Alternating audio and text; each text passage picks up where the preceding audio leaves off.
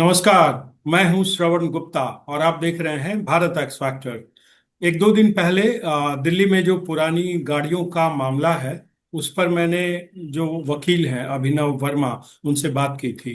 1 जुलाई से वो सारी कार्रवाई शुरू हो गई है दिल्ली में। मतलब जो 10 साल डीजल और 15 साल पेट्रोल की गाड़ी है उन्हें पेट्रोल देने से मना किया जा रहा है, सीज किया जा रहा है और एक अफरा तफरी का लगभग जो बता रहे हैं लोग वो माहौल है।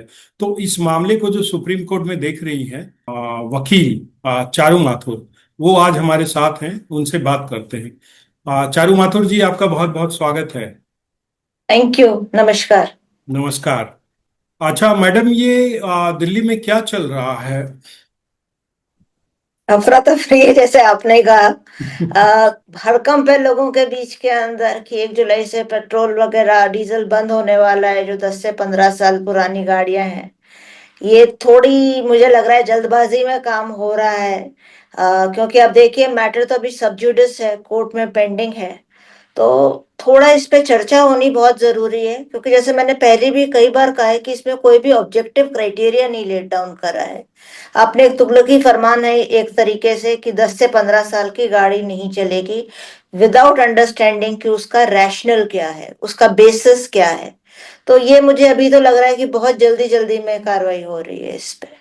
तो ये आपको नहीं लगता है कि सरकार जो है कुछ ज्यादा मतलब कि कर रही है? देखिए, मैं इसको कहूंगी परफॉर्मेंस एंजाइटी सिंड्रोम जो होता है, कि आप प्रूव करना चाहते हैं जल्दी से जल्दी कि देखिए साहब, मैं आई और हमारी सरकार ने ये काम कर दिया। ये एक बहुत आसान मुद्दा नहीं है। पोल्यूशन हम सबकी तकलीफ है। पोल्यूशन सिर्फ सरकार की या किसी XYZ आदमी की नहीं है। पोल्यूशन एक चीज है जिससे हम सभी प्रभावित हैं।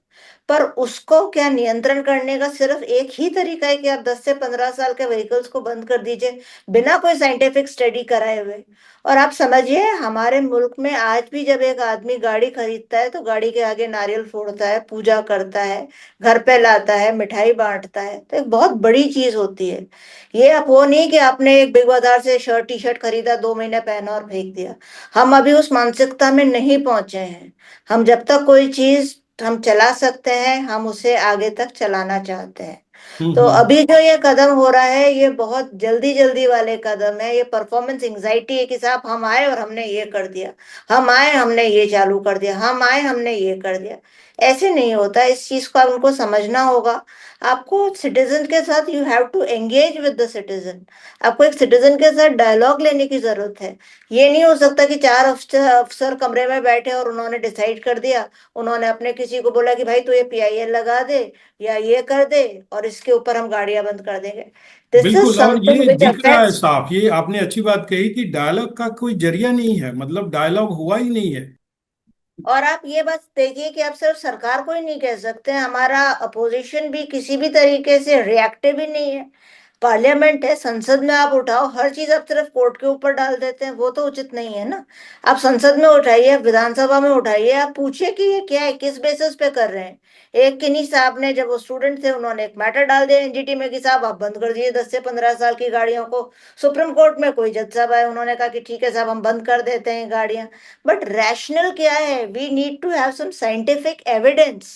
लेकिन ये रुक नहीं रहा है सिलसिला। तो सुप्रीम कोर्ट भी चुप है और जो देखिए, पार्लियामेंट में भी सुप्रीम कोई कोर्ट सवाल में नहीं तो उठा रहा हमारा, है, न कोई दूसरी एजेंसी है, न कोई मंच है, न कोई सांसदों का दल है, कोई ना नेता है।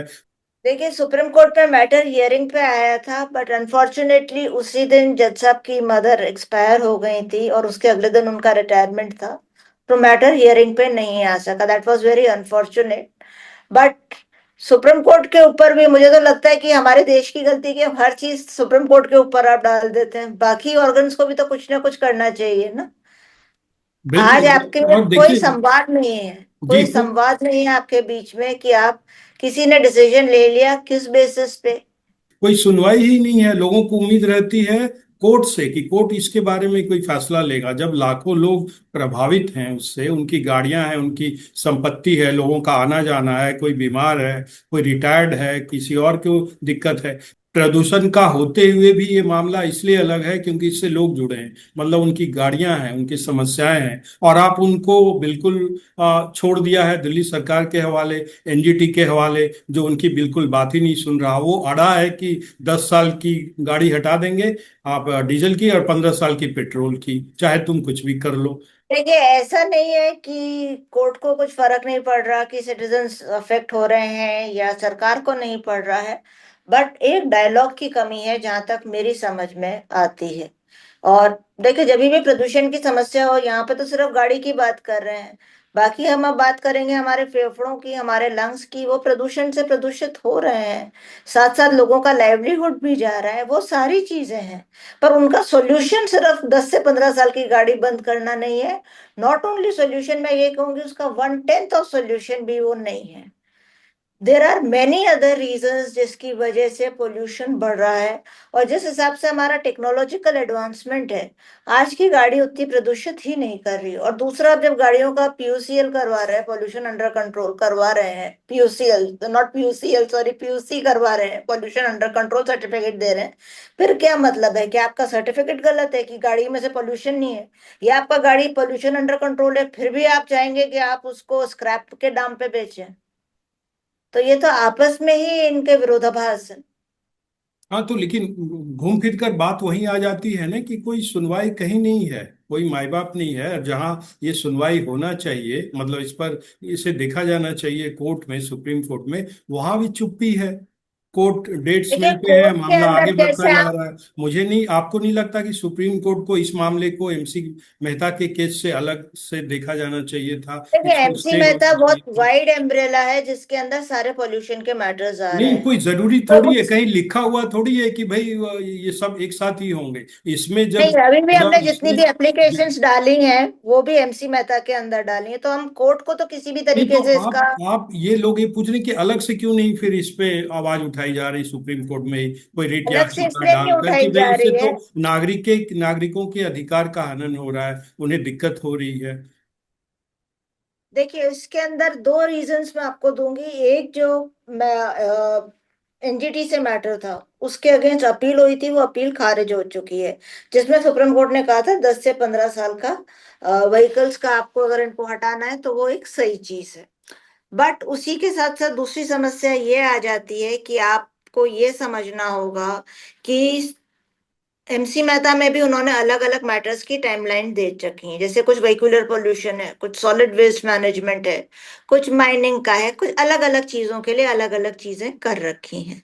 क्योंकि जब हमारी समस्या होती है कि व्हीकल मेरा आज एक्सपायरी डेट के पास आ रहा है, तो मुझे उससे बड़ी और कोई समस्या नहीं लगती है। पर कोर्ट को सारी चीजें देखनी होती हैं, तो उनके हिसाब से और भी कई सारी समस्याएं हैं। बट हम भी उसको ऑन प्रायोरिटी चाह रहे हैं कि ये मैटर लिस्ट हो, हियरिंग पे आए, और इस मैटर को डिसाइड करे कोर्ट, क्योंकि उसमें बहुत ज्यादा लोग प्रभावित हैं। हाँ, इसमें लाखों लोग बताए जा रहे हैं कि इससे उन्हें दिक्कत हो रही है, मतलब कि, और फिर बताइए। देखिए, एक पॉइंट ऑफ टाइम पे तो जो भी व्हीकल ओनर है उसको ये तकलीफ आएगी जो दिल्ली में है। तो इफेक्टिवली तो हम सारे ही अफेक्टेड हैं। पर इसका सोल्यूशन ये है, मैटर एक बार हियरिंग पे आता है। अब बेंच भी चेंज हुई है, पहले जस्टिस ओक देख रहे थे, अब वो रिटायर हो गए। तो अब नई बेंच के सामने आएगा, उनका क्या रुख है वो देखना होगा। और पोल्यूशन एक इशू है, और हम ये बिल्कुल भी नहीं कह रहे हैं कि हम पोल्यूशन के अगेंस्ट हैं। हम कह रहे हैं कि आप एक क्राइटेरिया ले डाउन करो। और दूसरी बात, हम कह रहे हैं कि एनजीटी को इसके अंदर जुरिस्डिक्शन ही नहीं था कि वो व्हीकल्स को अप्लाई करने से रोके ऑन रोड। ये डिसीजन सिर्फ सेंट्रल गवर्नमेंट ले सकती है, ये मोटर व्हीकल्स एक्ट के अंदर आता है। तो पोल्यूशन रोकने के लिए अगर आप कोई भी चीज कर रहे हैं, मेरी समझ से, जब भी आप किसी चीज को, प्रॉब्लम को देख रहे हैं, you should be part of the solution, not part of the problem.